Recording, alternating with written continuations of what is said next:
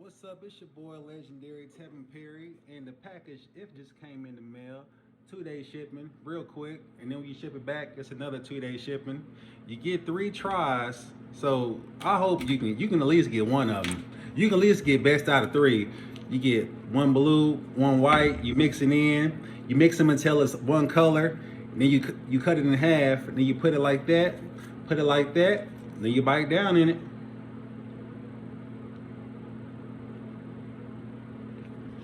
When you mix the white with the blue up, and you put one log on the top, one on the bottom, and you bite down. When you're doing all that, make sure you don't be taking forever. Don't try to go in the kitchen and check on the food and then come back and you see it's too hard to bite down. And when you do bite down, make sure you bite down all the way so you can see the gum line.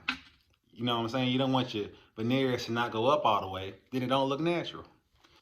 And you got these individual bags you can put it in.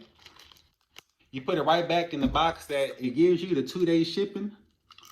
And before you know it, you come back in less than 2 weeks with a mouth that look like this.